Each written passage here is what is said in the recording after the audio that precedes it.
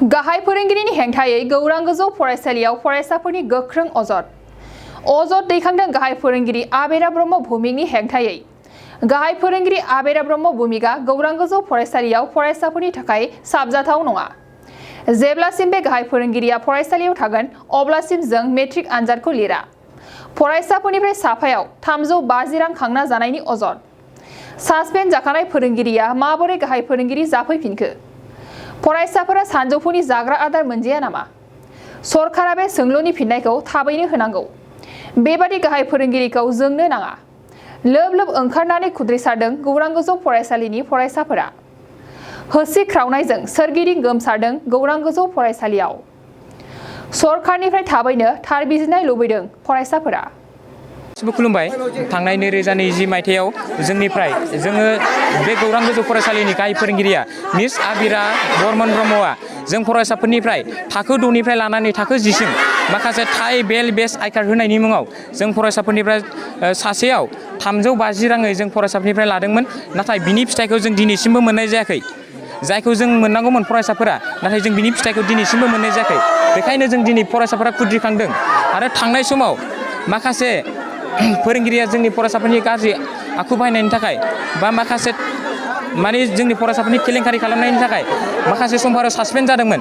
माखासे आरो फरायसानि मावनांगौ हाबाखौ जिहेतु हेंथा होदोंमोन। माखासे डिसिप्लिनफोरखौ मेडामा जाय फरायसाया डिसिप्लिनजों थानांगौ बे डिसिप्लिनखौ मेडामा होबथानानै दोनदोंमोन। बेखायनो जों फरायसाफोरा खुद्रिखांदों। जिहेतु मेडामा जोंनि थाखाय साबजाथाव नङा। जों बेखायनो जोंनि गौरां गोजौ फरायसालिनि जिहेतु दा गाहाय फोरोंगिरियाव दङ मिस आबिरा बर्मन ब्रह्म। जोंनो बे फोरोंगिरिखौ जोंनो नाङा। जोंनो गुबुन सासे फरायसाखौ मोजां मोनग्रा, फरायसा अनसायग्रा, फरायसालिखौ साब सिखोनै लाखिग्रा बे फोरोंगिरिखौसो जोंनो नांगौ गाहाय फोरोंगिरि हिसाबै।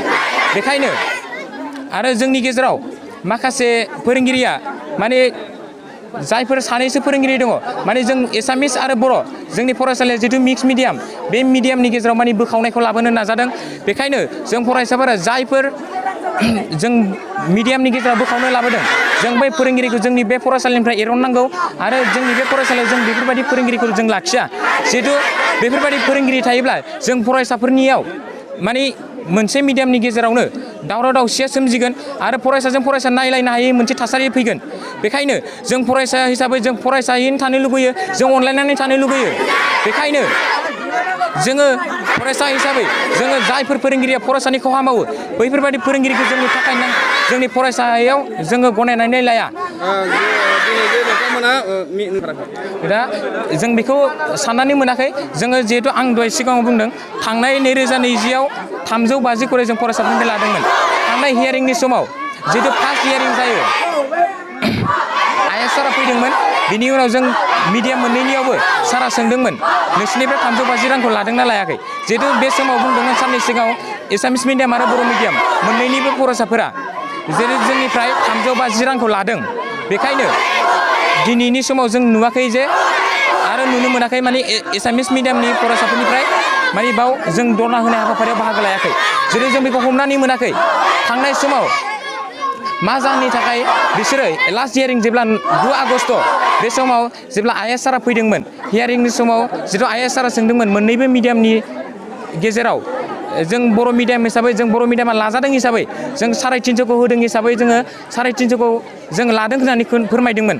नाथाय एसामिस मिडियामनि फरायसाफोरनाव सोंदोंमोन। नाथाय बिनि गेजेराव एसामिस मिडियामनि फरायसाफोरा लायाखै होननानै बुंनायलाय बिनि सायाव आइ एस सारा मानो बिसिनाव कुइसन सोङाखै। थांनाय समाव आइ एस सारनि सिगाङाव फैसाखौ लादों होननानै बुंदों। नाथाय हियारिंनि समाव 9 आगस्ट खालि मानो लायाखै। आइ एस सारा बे सोंथिखौ मानो सोङाखै बेखौ जों आइ एस सारनाव गोख्रोङै सोंथि सोंनो लुबैदों। जोङो आइ एस सारनि मुंखौ JP बर्मन ब्रह्म होननानै मिथिनो मोनो आरो बेखौ जों सोंथि सोंनो लुबैयो डाइरेक्टर सारनाव, जिहेतु डाइरेक्टर अफ इडुकेसन सोलोंथाइ बिफान जों बेनाव सोंथि सोंनो लुबैयो। जिहेतु थांनाय समाव जोंना मेडामा सासपेन्ड जानानै दंमोन। बिनि उनाव गुबुन सासे फोरोंगिरि फैबाय गाहाय फोरोंगिरि हिसाबै। दा बिनि उनाव थांनाय समाव जिहेतु 19 आगस्ट खालि मेडामा माबोरै गाहाय फोरोंगिरि सफैखो जों बिनि जेबो गुमुर मोनाखै आरो जों मिथियाखै। जों मिथिदों जे जाय फोरोंगिरिया सासपेन्ड जायो बा बियो दाय मावखानानै बियो फोरोंगिरि जाफैफिननो बा गाहाय फोरोंगिरि जाफैफिननो मोन्थाय गैया जों बेखौ मिथिदोंमोन।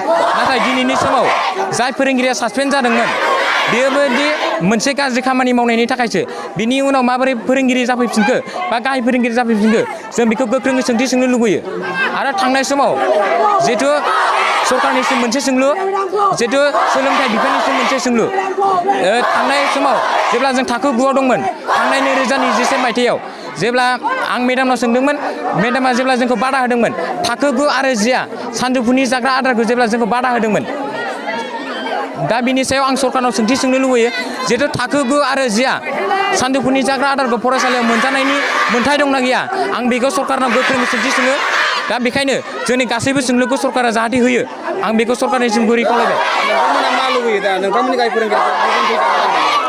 जोङो बेखौनो लुबैयो जे जोंनि गाहाय फोरोंगिरि जोंनो बेखौ नाङा बेयो जिहेतु जोंनि फरायसाफोरनि थाखाय मोजां साबजाथाव आरो मोजां गाहाम थासारि मोनसे लाबोनो नाजायाखै जिहेतु फरायसाफोरनि गेजेराव मिडियाम हिसाबै बोखावनो लादों बेखायनो जोंनो बे फोरोंगिरिखौ जोंनो नाङा आरो बेजों लोगोसे जों साफ्रोमबो फरायसाफोरा जों गोख्रों होख्रिख्रावो दे जोंनो थार बिजिरनायखौ नांगौ फोरोंगिरिया मानि थाखाय जोंखौ बेबायदि अनागार खालामदों इनायै जोंखौ मिडियाम बोखावनो लादों बेखौ जोङो माने गुबुन जोंनि मिडियामा जोंखौ मिनिदों मानि थाखाय फरायसाजों लोगोसे फोरोंगिरियाबो जोंखौ मिनिदों होस्रिखावनायनि थाखाय बेखौनो जोङो सरकारनिसिम मोनसे सोंलु खालामो आरो जोङो गोख्रैनो थार बिजिरनाय नांगौ जोङो थाबैनो थार बिजिरनाय नांगौ जों थांनाय समाव मेडाम जोङो 2020आव जों 350 फैसाखौ होदोंमोन नाथाय जों बिनि फिथाइखौ मानो मोनाखै अब्ला मेडामा बुंदों आङो फैसाखौ नोंसिनि आखाइनिफ्राय लायाखै नोंसोर माबोरै फैसा होदों बे सोंथिखौ मेडामा जोंनाव सोंदोंमोन नाथाय जों होदों नालाय होदों जों मेडामाव सोंदोंमोन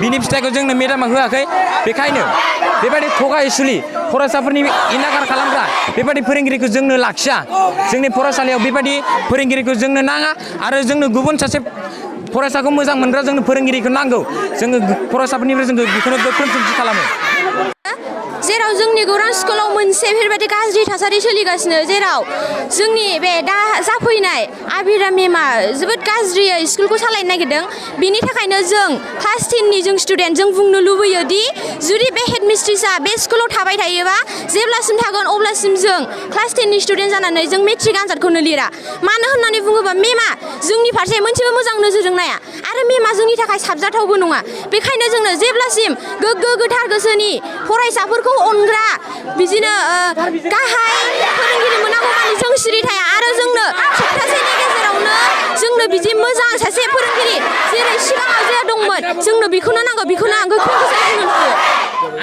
नोंथांनाव हान्थु सिं गोदोना आखाइनि आसि सिंस्रि दाफोना सानाय आफादावनि सानाय आथिं मिजुनाय सानाय खर' जरा सानाय आथिं फारनैबो बोलो मोनै जानजि सानानै आथिङाव साहैनाय जायखिजाया गोजामनिफ्राय गोजाम सानाय जादोंब्ला नोंथांमोना जिंगासिनो नांला